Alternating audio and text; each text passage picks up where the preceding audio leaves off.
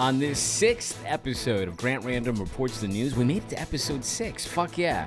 You'll hear about man boobs, dog piss, and cannibalism. All of that and more is ahead, so don't go anywhere.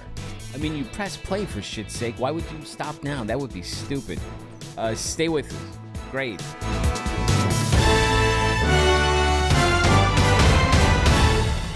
Reporting from subterranean Brooklyn, I'm Grant Random, and this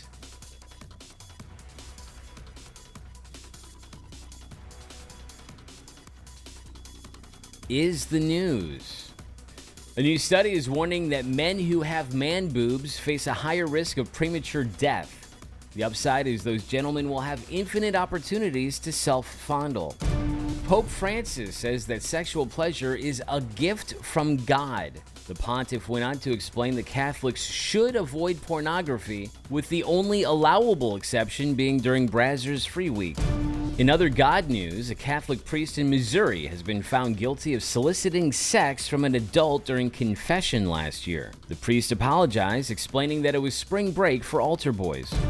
A woman in Florida has admitted to trying to pass off a dog's urine as her own in order to cheat a court-ordered drug screening. 42-year-old Jessica Beatty feared her urine would turn up dirty and confessed to collecting the urine from her aunt's dog. An official at the county misdemeanor probation unit said there were several inconsistencies with the submitted sample and also said it clearly tasted like dog piss.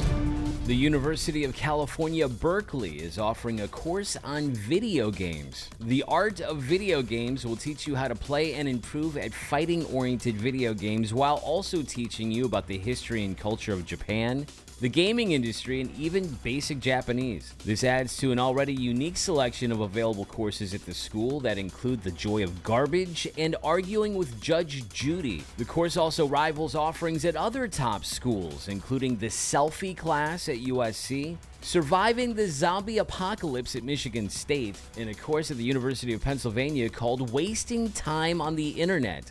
I should point out that I've been pursuing that course of study in my own time for years, and based on the hours that I've completed, I would be at a PhD level and eligible to be a professor in that topic at the finest schools. Instead, I've taken my expertise and applied it to this podcast. For better or for worse, we'll see. What was obviously a massive drone show in the sky above London still had some people convinced they saw a UFO. The drones were part of a promotional campaign for some stupid new cell phone. In defense of the duped citizens, the drones were in the shape of a spaceship before reconfiguring into the shape of the new phone. I should also point out that the drones appeared around the time that most Londoners stumble out of the pubs, so they were most definitely on the piss and were clearly compromised. Certainly, this was clever timing by the cell phone company, while also a huge dick move. It was reported on Reddit that Kmart is selling flesh-colored candles shaped like dildos. Redditors were absolutely shocked that Kmart is still in business. Who knew? A frightening scene played out over the skies of Miami when a Boeing 747 cargo plane was seen with a trail of flames shooting out of it. Thankfully, the plane landed safely and no one was hurt. This comes on the heels of an incident earlier this month involving a door plug falling off the fuselage of a Boeing 737 passenger plane mid-flight. Fortunately, no one was seriously injured in that incident, but it led to the grounding of certain Boeing 737 MAX 9 aircraft. We reached out to executives at Boeing for a statement, but they were busy backing up their contacts and Outlook. Turning to entertainment, Pauly Shore is set to portray fitness personality Richard Simmons in a new biopic that's currently in development. This adds to Shore's impressive body of work, including such critically acclaimed films as Biodome, Fred Claus, and Ed Hardy Boys 2, the case of when that hot Filipino girl lost her tramp stamp at minigolf. By the way, that's a real movie. I didn't make that up. How could I?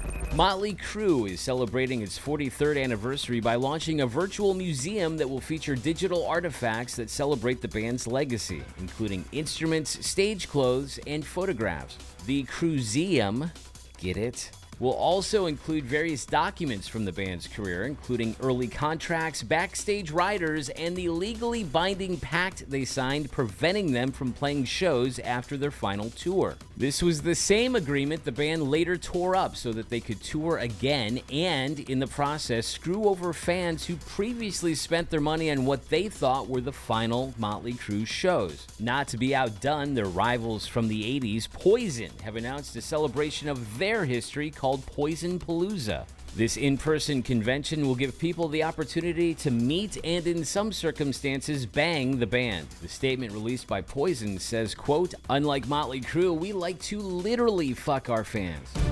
Gary Busey was spotted by paparazzi out in public in Malibu, California, urinating and making eye contact with the photographers the entire time. Considered by some to be a power move.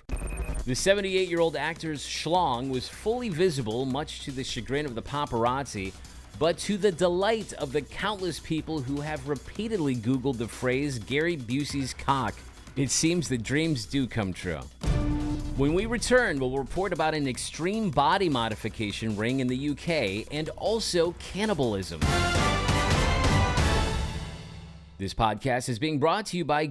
There are no sponsors at this time, but there is this intermission music.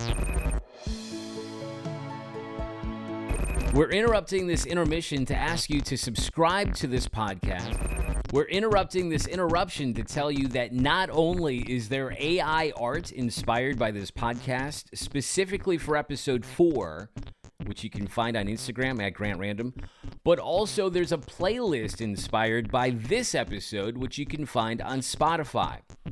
I'll post links at Grant Random on social media. So listen and follow my profile on Spotify, as I'll do more of these playlists in the future. Now, can you find these playlists in the same place as my podcast on Spotify? I don't think so, but I'll work on clarifying this.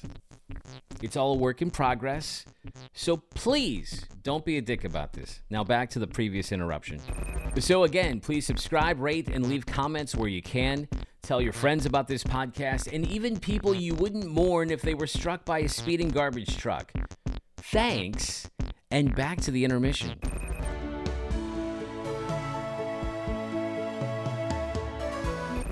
And that concludes this intermission. Wasn't it lovely?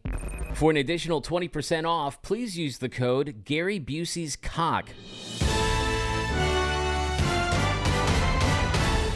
Two British men have been sentenced to prison after pleading guilty to causing grievous bodily harm with intent as a result of their participation in an extreme body modification ring. One of the men cut off the penis of the group's ringleader, while the other froze the man's left leg so that it had to be amputated. The quote-unquote victim is 46-year-old Marius Gustafsson, the mastermind of the so-called eunuch maker group, who is now missing a leg and his penis and is himself facing charges of carrying out similar procedures on others. This is reminiscent of a story in Germany from over 20 years ago of two men who met on an online cannibalism fetish website, appropriately called the Cannibalism Cafe.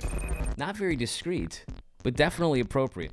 They came to an agreement that one of the men would slowly be slaughtered, with both men dining on cooked parts of the body of the slaughtered as he was being slowly slain.